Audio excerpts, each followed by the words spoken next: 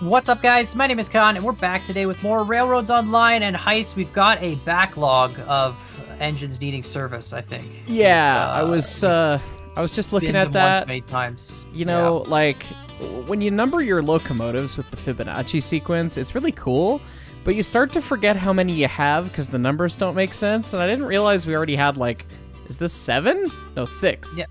6 locomotives. 3, 4, 5, 6. Yeah, we got 6. Next one's gonna be number 13, which is exciting. Which is exciting, and man, we had some fun comments about that because after 13 comes 21.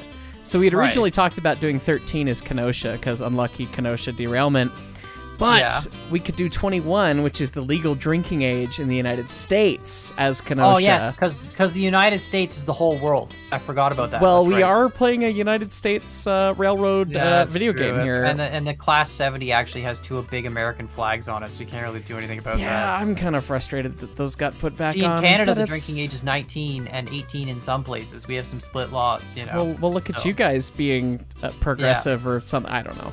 Something. Yeah, I don't know. It is what it is. Anyway, we're gonna build a roundhouse. Well, we're not really gonna build a roundhouse because there is no roundhouse. Yeah. There should be a roundhouse, but we're gonna build a round table. We're gonna invite the knights. And, with the knights of the round table. Yes. Yeah. Anyways. And it's Camelot. Can I be Lancelot? We should build a castle on top of that hill that looks like just the silhouette of a castle on top. So it's only a model. Yes. And then we can look up and be like, it's Camelot.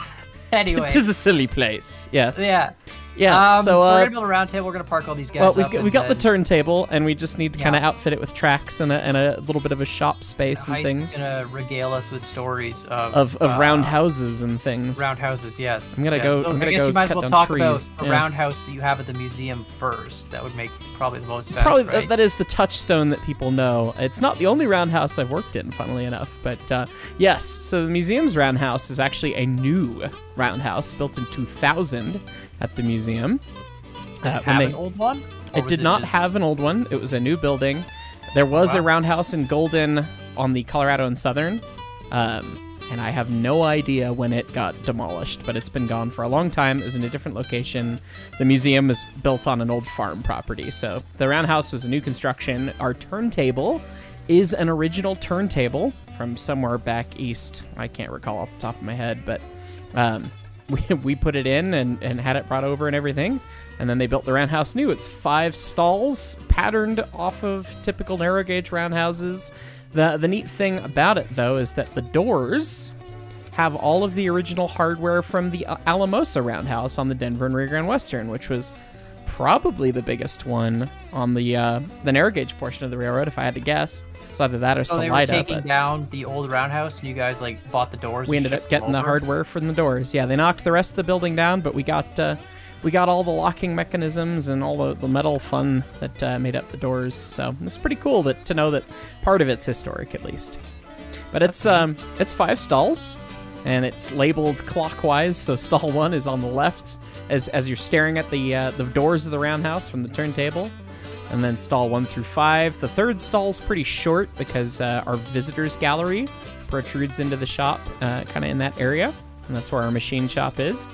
And then kind of 1 and 2 is where the locomotives tend to live when they're all put together in the summer and running and everything.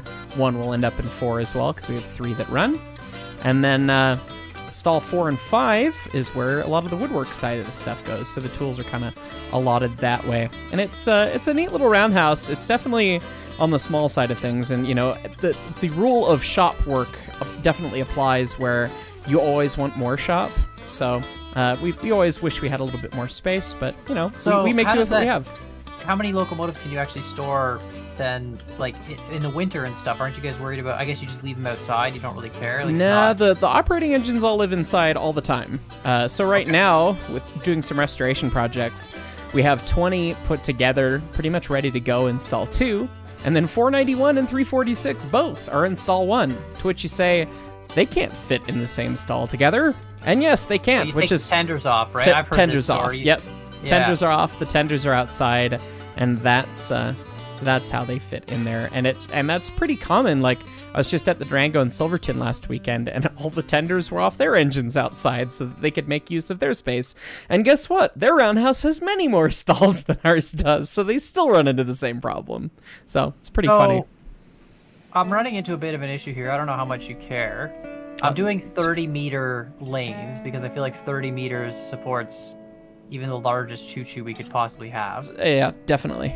But obviously on this side, the 30 meters is going to interfere with the track. So the question is, do we push this whole thing back further into the woods? Well, so the name of the Or do we game just delete the ones on the front? The name of the game with engineering is boundary conditions, right? So, you know, you can only go as far as you can go, and some stubs will be shorter, some stubs will be longer. That's how our turntable is at the museum. We actually have a couple stub tracks that are only like 10 feet long, and they have some wheel sets or trucks on them. Short stubs on this? Okay. That's fine. Well, we don't have enough locomotives to completely encircle the table, and if and when we do get there, guess what? That's where Betsy can live. Okay, well, hold on. Let me just, yeah, we'll put some short stubs here then. I'm a master of short stubs. There you go. Yeah, it's perfect. Okay. I have a system for aligning these up. It's not perfect, but I just kind of like have a reference point that I've you're using the spotted. Kind of going to the center of the... Oh, that's kind of neat. Yeah, well, I'm kind of using like the reference of the turntable against like this right edge lines up with the next, like the outside rail of the next line, therefore I'm in the right, you know, the same spot. Gotcha. It's kind of, it doesn't make much sense. So I just kind of like, I went too far. See where there's like the gap between the two red planks? I just sort of try and line that up with the outside edge of this outside rail. I gotcha. And then that's like close enough because it doesn't really tell us what angle it's at, but then I just extend out from this way and then... Right. You know, good to go. And you can put stoppers on all these, actually. Oh, sure. Yeah, that's probably a good idea, because we need stoppers. We wouldn't want to run off the end of track, which has never happened at any roundhouse, particularly not with my friend Leighton running a locomotive.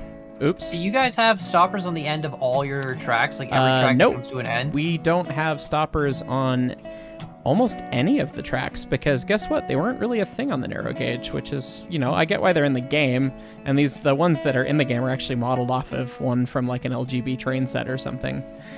So they're definitely not necessarily accurate, but the function is definitely helpful. We have like some clamped skids that prevent you from, like, the wheel from going any further, you know, if it hits it slowly. But if you hit that hard enough, would you just destroy it? You'd shear the bolts, and it would, that's that. Yeah, but that's the same with any ended track device, and we have that on like 2 of the tracks, and some of them also go into the hillside, and like, okay, well, you're gonna hit dirt at some point, and that'll be that. But yeah.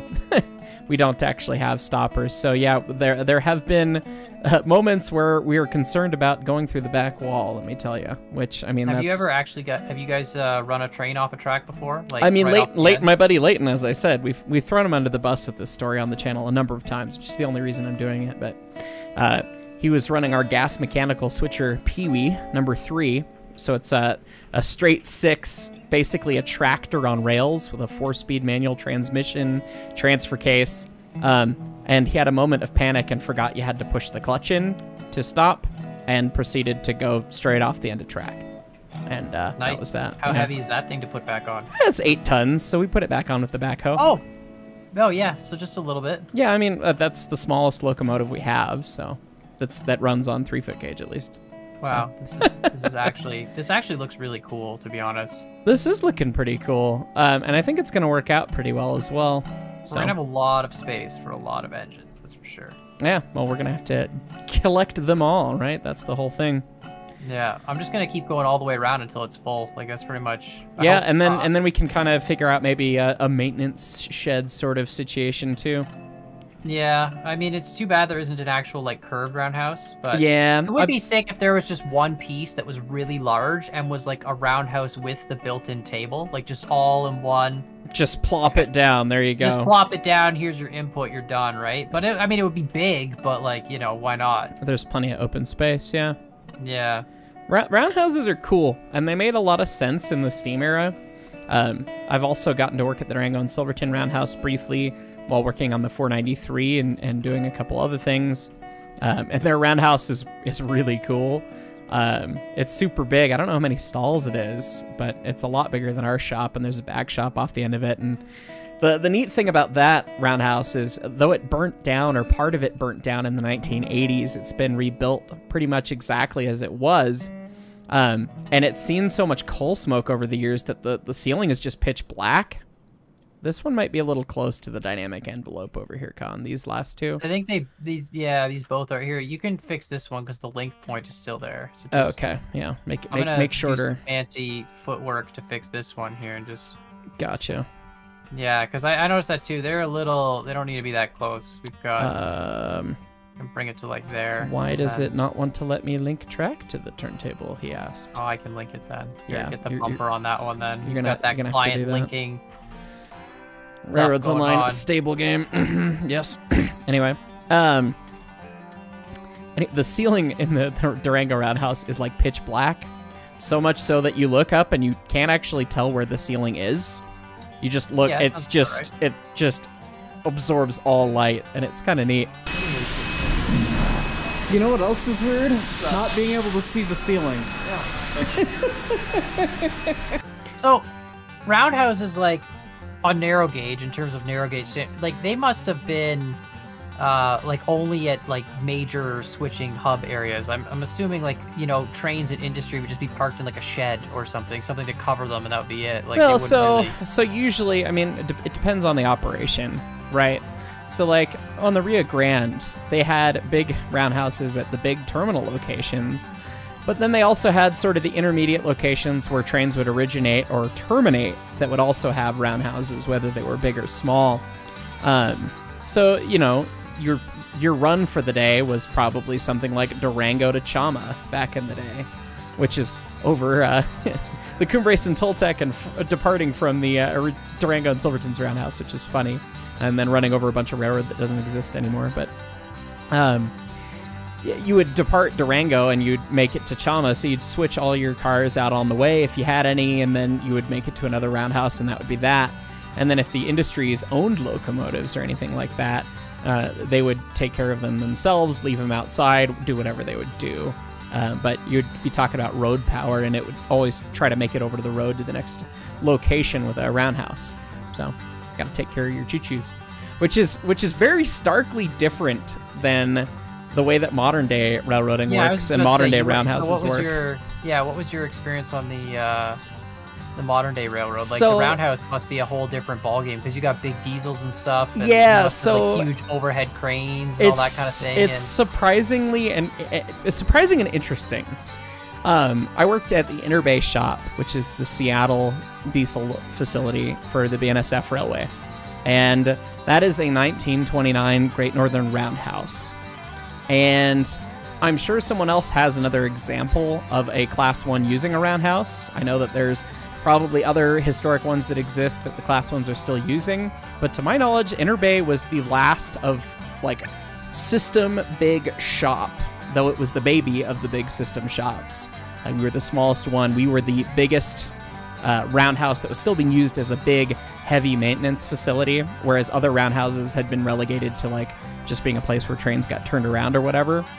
Because at the end of the day, the roundhouse makes absolutely no sense for the modern day railroad. Yeah, a lot of it's now it's like through and through shops, right? Where you drive in one end, drive out the other, and or sometimes they're a stub. Actually, like in sometimes the town I live in, they built one for all the local train nice traffic. It's for light rail stuff, so like public transit stuff. But it's like this massive shop, and you could drive a whole train in there. They got all the overhead cranes. They could pick the whole train up off the track if they wanted to, put it on a whole different rail if they wanted to. You know, like it's completely decked out. That is the dream, having a shop that well equipped. We were decently equipped at our shop. We could do most things except for we couldn't lift an engine out of a locomotive, and we couldn't pick a locomotive off of its trucks, but we could drop its trucks out from underneath it. We had a pretty neat drop table set up that was original from the Great Northern. So what, you put the locomotive on big metal blocks, basically? There's and then a giant big jack stands that are built into a pit that then you have an elevator in the pit that, you know, is normally the floor, and then you lower the elevator with the truck disconnected, and down it goes. And then you shift it over to another stall in the roundhouse. So it was an elevator on a curved track.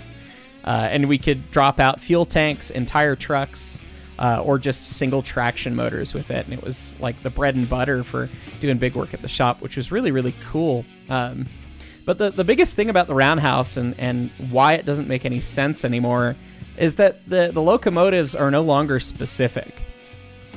And what I mean when I say that is when you had steam engines, you had a very specific engine for a specific job. We've been talking about locomotives with certain driver size and cylinder size and certain tractive effort. And some were a little bit better at speed. The geared engines were better at hills, blah, blah, blah, blah, blah. Right. You had all these specific locomotives, and you had a crew get called, a train get called, assigned, and it needed the Glenbrook. It needed that engine, not any other engine. It's just big diesel go burr. Now you have high horsepower locomotives, and you have intermediate locomotives. So high horsepower is about 4,400 horsepower. Anything over 4,000. I'm gonna fix this last one because like it's not using my pattern. It's just slightly off. So I'm gonna just center. So yeah. I see. I'm just gonna center it in this last one so like people can just and not notice it. But like it's fine. It's fine. If we had exact degrees, I would do this perfectly. But I took a stab at it. It was close. It was pretty close. Pretty close. It was, it just wasn't. It wasn't perfect. So I'm just gonna center this one for. So high horsepower. About 4,000 plus horsepower, which is like every big modern diesel you see over the road, pretty much. And then intermediate locomotives, which are designed for switching these days. They used to be the road locomotives of the 1970s and the 1980s, but now they're relegated pretty much to switching service. And you either need some intermediates to go to the industry, or go switch out the hump, or whatever, or you need X many high horsepower engines for this train, just based on how many horsepower per ton you need. So the turntable modern trains, right? Not to interrupt too much, but like if you had old steam locomotives, no matter how many locomotives you have to have one engineer, one fireman for each one, probably a brakeman per locomotive, even if you're using like 5 on a train. With modern diesels, do they just pair them all together and have one guy drive them all, or do they have to? They are it's one engineer for the train. One engineer for the whole train. Even if there's locomotives at the back of the train, he controls them via radio. From the front. From the front. Yep. Wow. So it's just like one engineer, one conductor, have a nice day. You save a bunch of crew that way. Yeah. And it makes the railroad a lot more efficient. But the thing that you get to is the turntable in a shop that is not a rolling through shop becomes a choke point. Right. If I'm trying to release 5 locomotives at my shop, which that was pretty much our target at the BNSF shop, was we needed to release 5 locomotives a day. That was the metric they wanted out of us. And I was like 5 repairs a day, no matter 5 repairs or maintenance or whatever it was. We were kind of equipped to handle 20 to 25 locomotives pretty handily. And then, if we had shop counts up to like 60 before, and that was a nightmare. That starts to get like rush hour. Not to interrupt you again, but I know this probably doesn't make sense, but we're gonna do it this way anyway. I'm gonna put a line that comes off here, and then we're gonna go to a shed as a shop, and then quote it's unquote. Gonna go to a shed. Okay, I like that. Because like it doesn't really make sense to take 2 of these lines to go to a shed. I know you probably would never have a switch off of because you've already got the turntable. You could stick one in that's really tight in between the other 2. Like you could make these I thought about 2 that, tight but the lanes. Stupid, the freaking arm gets in the way. No, not the switch. Like have 2 tight lanes that the rails almost touch off the turntable. That's the way they would have done it. Yeah. I mean, there are examples of switches after turntables, but if you were to like try and squeeze 2 tracks in between these tracks and then tie them in, that would be the way. Yeah, but then that ruins the ruins. We're just. It does mess with the symmetry. If the switch pleases the symmetry, my beautiful symmetry. Heist. Okay. The beautiful. Look at the view of this from. Then right decrease from the efficiency. Look at how good this looks from here, though. This is ridiculous. It is pretty cool. How many lines do we have? We've got 1. Oh wait, you know what? Many. I'm an idiot. This should be, if we're gonna do this, we should. You should probably do it off of the straightmost one. The one that's right off the main. Yeah, so you can just run straight across the table into maintenance. Because if you were dragging a locomotive dead, you wouldn't want to have to shunt it in. Yeah, you'd just drag it in and stick it in the shop. So it'd be off this one right here. Yeah, let me grab a bumper and put it on here. It looks beautiful, Heist. It's so beautiful. It's so pretty. Anyway, how many lanes do we have? You count the lanes. 1, 2, 3, 4, 5. I can't even count. My eyes are going blurry. 1, 2, 3, 4, 5, 6, 7, 8, 9, 10, 11, 12, 13, 14, 15, 16, 17, 18, 19 lanes, plus the main with the shed. That's cool. Wow. So 19 storage tracks, 21 tracks total. That's pretty good. That's pretty good. All right. Anyway, continue. Sorry. Yeah. So I keep interrupting with you're all good. Excitement. We'll get back to the stories from the sniff, as it were. Which is what I jokingly call the NSF these days. Anyway, the turntable, I mean, it's a choke point. We try to get 5 releases a day, and I was night shift supervisor all the time, so I was like 5 p.m. to 5 a.m., which is just a joy, by the way, which is really why I wanted to leave. I've worked midnight shifts before, where it's 10:30 till 6:30 in the morning. Right, yeah. So that's a fun shift. It's a vibe. And it's actually, the people that work night shift are all kooky and crazy and batty, and it's a vibe. It's fun, but it sucks. But anyway, invariably day shifts with the most manpower would fail to get anything released, or maybe they would get one, like, because that's just how it works. Because you would end up with 5 engines that needed, I don't want to be that guy, but there's too much management on day shift. It's well, like whenever you work afternoons or midnights, stuff gets done.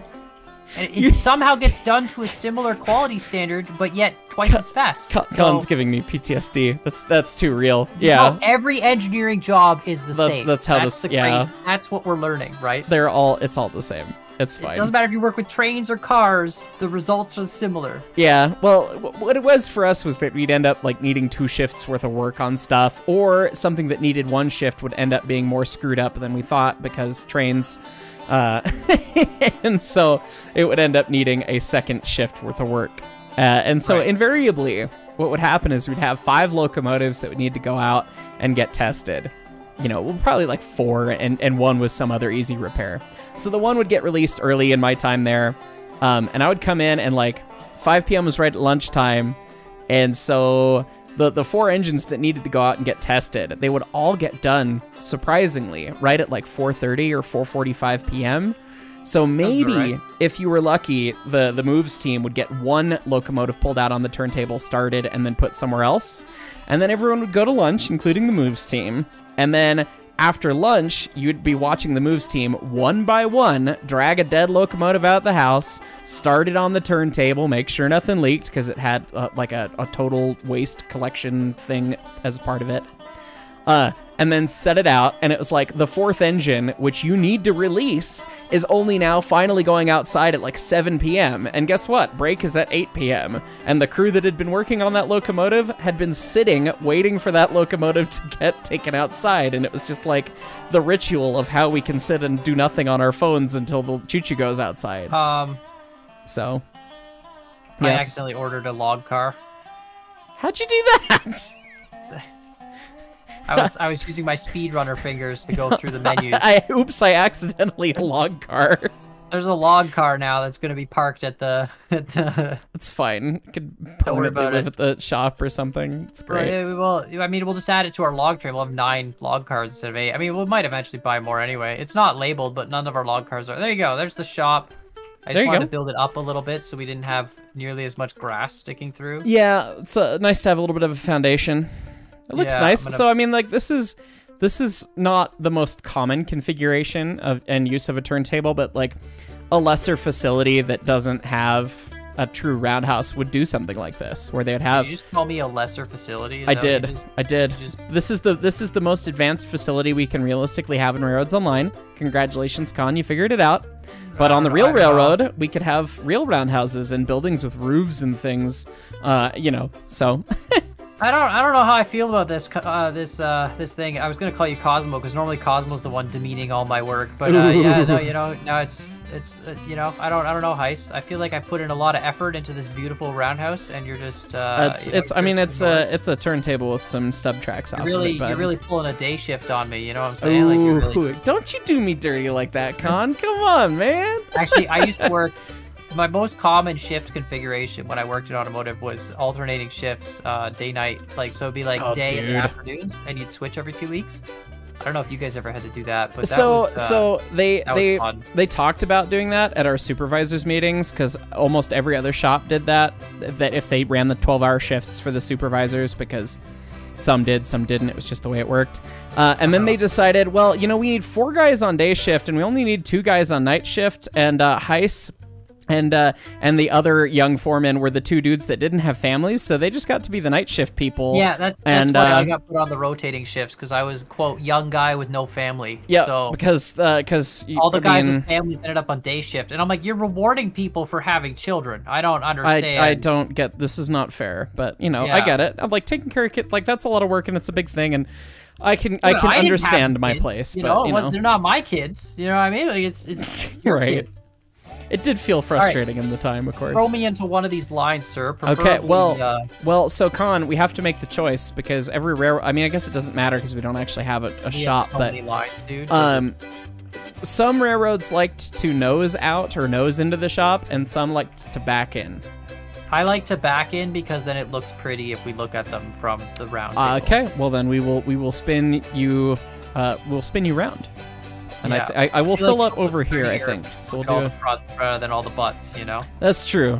But like aren't nice looking. It's true, but like when you walk in the shop and you walk in from the shop from the back, not from the train side, you walk in from the people side. You see how that works? Then you get to see the choo-choo's face if it's the other way, but you know, it depends. So, every shop was different. Do you guys let public people tour your shop at all, or do you kind of like have a fence set up? So or like a glass, we've got a visitors gallery, so we can be the monkeys in the zoo basically, where you can come watch what we're doing. Is there a big sign that says like "Don't feed the monkeys"? Don't. Give there them really any... should be. There really should be. Don't antagonize the monkeys. Yeah. Don't tap on the glass, please. No, there is actually we have a soundproof door that we can shut if we really do need to, but usually it's open, and then we've got like a little toll gate that shows you can't go in, and on the inside it does say it's the William J. Lepetamayan Memorial Tollway for you Blazing Saddles fans. All right, bring him back. I'm putting you on the second lane so we can put Betsy. We want to be in order here, Con. Sure. Choo-choo, yeah, no, right? I just wasn't sure when you were stopping. I saw you just going round and round and round. So we could honestly fit like 2 Montezumas on one of these lanes with easily. Betsy. Yeah, it's a little silly to put Zuma on this, but you know, we'll spot it somewhere in there. We have 19 lanes, dude. You want to bring it up like here-ish, and then I'll make a pretty picture somewhere in there. Yeah. Nice close view. All right, next is next up is Glenbrook, so it'll go next to the Zuma. Number 3 here. Yep. Yeah. Yep. Amazing.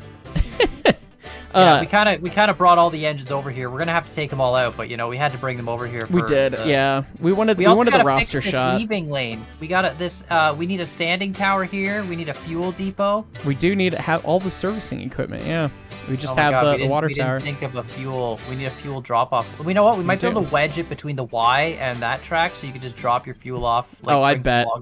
I guarantee you there's a spot that works. Yeah. Because we need to be able to unload the fuel.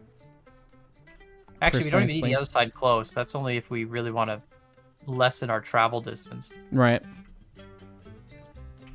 Yeah, our shop, I mean, the actual shop space, because there's pits and tools and things, and like, we will do tours of the shop that are guided, and sometimes, you know, if it's a really quiet day, you know, we can show somebody around if they're in industry and stuff, but like in general, if it's a lot of public people and everything, we have to keep it closed for insurance reasons and safety reasons, just because people don't have steel-toed shoes, steel-toed boots, people don't have safety training, people don't know that trains and tools are dangerous, you know, it's a whole thing.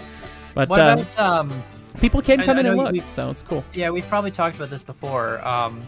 When you guys, like, if you have people there during the day, you guys don't do, like, you do maintenance after hours, I'm assuming, or do you do maintenance? Oh, no, we're working during the day pretty much, you know, so we'll stop and chat with folks here and there. Yeah, like, people can literally come in and watch us work on choo-choos, and it's always a fun game for me these days with how many people now recognize me, that I'll be sitting there wailing on something with a hammer, and then I look over and someone's giggling and pointing, and it's like, are they giggling at me because I'm stupid or because they think I'm from the internet?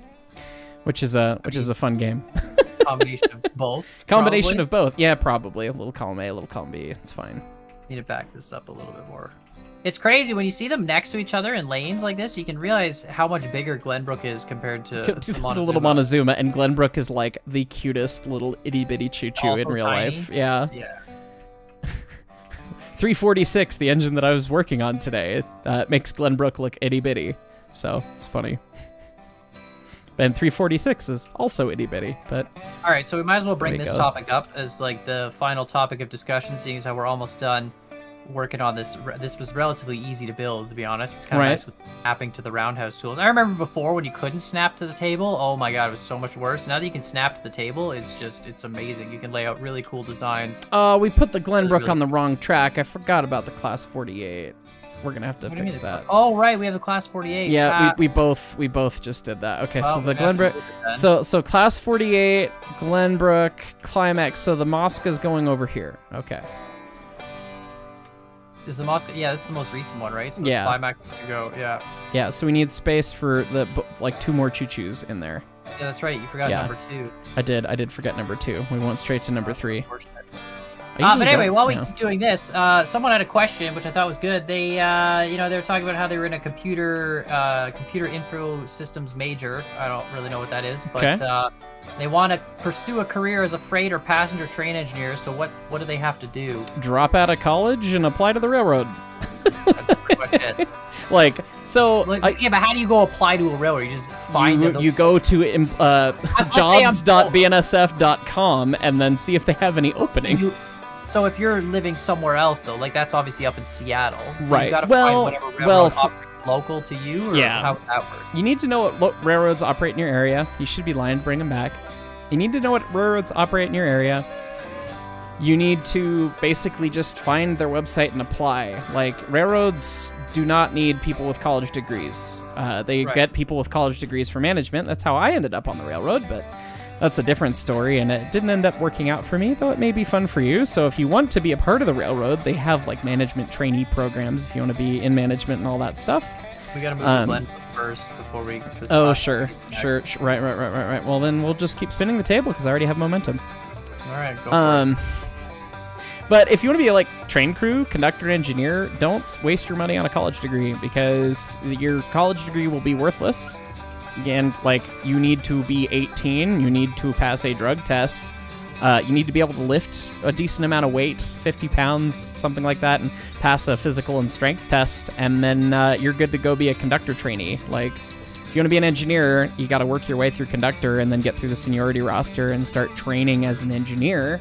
And the railroad's going to teach you all that stuff, because there's no school other than the railroad school for engineer conductor.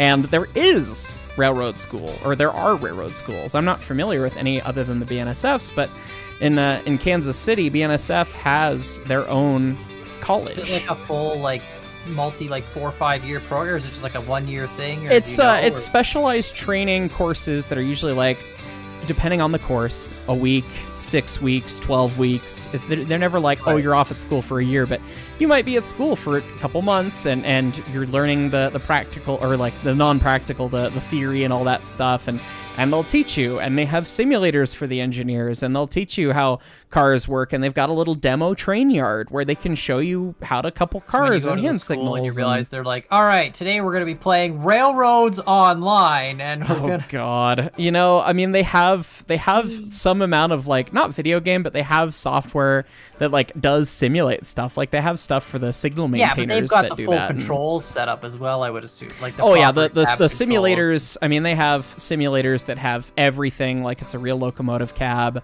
They've got like demo air brake stands, so you can experience what each different kind of air brakes does, and like it's like actually a really cool place. I mean, I really thought it was really great to go to the school and see that everything that was there. But the railroad will teach you everything you need to know, which is a good and bad thing, but definitely cool. So like, if you want to go be a train engineer, train conductor, whatever, like, go do it. Go apply, go do the thing. They're usually looking for people, because they kind of go in boom and bust cycles of, well, we're going to fire everybody, and then they're going to hire everybody. And so there's usually like good rewards to relocate, and they'll pay you $10,000. And, if you stick on for a year or something, you get a check, and which is great. But I mean, the reality of it is that train crew's a pretty tough job. It's not just the fun and joy of getting to pull the sticks and make the train move. It's a lot of time away from home, and the schedule is very, very crazy. Don't come back here. You're not lined up. It was close. I forgot that the momentum's the thing. Doesn't really exist. Yep. There you go. So there you go. Little bit of a jerk there. Train crew's challenging because you tend to work 12-hour shifts and you don't know when they're going to be. You will get a call and you will have to be at a place within 2 hours of getting the call. Right, but if you like, obviously they know where you are, so they're not going to be like, hey, you have to go 6 hours away. Yeah, exactly. They call you based on where you're at, or if you're at a hotel resting on the other end of the railroad, they know where to come find you, and they'll do that, and that's you're part of that crew pool, and it's set up like that. But you may finish your 12-hour shift, and you may get called for another 12-hour shift in 10 hours, or you might get called in 2 days. You don't know. Good luck. Figure it out. So it's definitely challenging, and there's lots of jokes about divorces and things on the railroad because, well, I mean, it's not terribly easy to maintain relationships and be consistent and also be train crew. Yeah, if you're an airline pilot, to be honest, too, you get just sort of it's really similar to that, except worse. So. Yeah, you're away for longer. Pilots usually come back pretty quickly. Yeah, the thing with the railroad is you get to the other end of the line and you go get a hotel and then you deadhead back or you run a train back or you do whatever and you don't know when the next train's gonna be. The schedule's not that great. We're just trying to. You're helping. You're being the stationary engine, and your trucks are just freaking smoke, man. Oh my God! My game just the FPS has gone to like 2. It has turned into a slideshow. It was fine, and then you stare up, and then it. If you stare up far enough, it de-renders though. But that's. Oh my God! Yeah, it is. It's just a black cloud of smoke. That's fine. That is an accurate simulation of something. Full brake. So you gotta go full reverser. Oh no! Con. We're good. We're still. You're fine. Now con. Okay. Yes. Well, that's weird. I can't get the wheels to slip anymore. Did they fix it? What the heck? No, I literally was just doing it on the turn. Oh, I'm not at max boiler pressure. Oh, that would do it. Yeah, your safety's no longer popping. If you're not at max boiler pressure, you can actually drive the gear train. That's good. There you go. That's how that works, right? See, that's the interesting thing for me. Realistically, according to what you've been saying, if we were good firemen, we would never be at max boiler pressure, ever. You would be like really close. But yes, right. You'd never but like truly our be at fire max. temp caps at 400 in this game, so realistically, which we is should hilariously be letting it, like, low. sit around. But yeah, but we should be letting it sit around like 350 or whatever, and then only throwing in wood when it gets down to like 200, and only throwing enough wood to bring it back up to like 300 something. I can't tell you the temps, but I can tell you what the fire looks like and when you need to add fuel. Yes. That's a whole video. There's an hour video about shoveling coal on my channel if you want to watch that. It's actually one of my favorite videos, but anyway, I'm into that sort of thing. This is starting to look really pretty. We're getting there. The roster shot's starting to happen. I love this. That is the cool thing about the Roundhouse. And man, when we went to a photo charter this weekend at the Durango and Silverton, like I was saying, and they did a night photo shoot around the turntable at the Roundhouse, and a couple live steam engines at the Roundhouse fired up at night. Steam, it's cold, steam going everywhere. The headlights turned on. Seeing all the other engines getting worked on, put together, different stuff going on with each of them, just like, that's magical, man. Like, that's cool. That's real railroading right there. But at a tourist railroad, but at the historic location where my engines got serviced. It's cool. I'm going to be doing a whole video about it when I can get to editing that, but it's going to be a chore, I think, so it'll be fun. All right. That is it, sir. No. Wonderful. Brakes are hard. All right, now we just gotta fix up all the utility nonsense. The watering tower is fine, I believe. We can do a quick check here to make sure it hits the middle. We've literally never had to use it yet, but... That's true. So you're saying, too, normally, I mean, in this game, obviously, the rates are so fast, it doesn't matter. We actually need to move this back a little bit. The rates are so slow, yeah, it doesn't matter. No, but, like, I mean, in terms of the water fill rate, like, it's really quick for us to fill... Or in real life, is it quick to fill from a tower, too? It depends on the tower. Our tower, like, if we're going to fill 491's tender from dry... It takes maybe 20-30 minutes to fill 6,000 gallons, but we have a small water tank. You'll have a side track then for it to fill on that doesn't interfere with the main then? Actually, no, we can only fill from the main line, so... Oh, so you block the whole main if you want to fill. Yeah, but usually that's not a problem because we're a museum and we usually have one tray. Right. So, and if we do have two, I mean, they start filled up and then we schedule filling as we need to. And realistically, when we run 491, she doesn't use near that much water in a day. So. But assuming that this was a legitimate railroad, they would have a separate like siding line to fill on, so they could still run engines in and out. You would have ideally, and this is the ideal thing, not what really ends up happening, because every railroad, every shop, every setup, you're constrained by your boundary conditions and what you have, right? So ideally, you would have a ready track where locomotives that are ready to go could go sit. And either leading to it or next to it, you would have a servicing track where you could do every kind of servicing possible, whether that be sand, coal, water, whatever. And realistically, that's not necessarily the case anymore. Yes. We can do this really smartly. Oh, I see what you're doing. That looks like it might be too far. Oh, I guess it has to go down to function, doesn't it? Yeah, I think we're okay here. That should be good. See if that lines up. That's good enough, right? Yeah. But at the end of the day, like, the purpose of going to the Roundhouse for a locomotive that's in service, not getting maintenance, was to go in and get filled with everything, you know? Fill up on fuel, fill up on water, fill up on sand. That's perfect.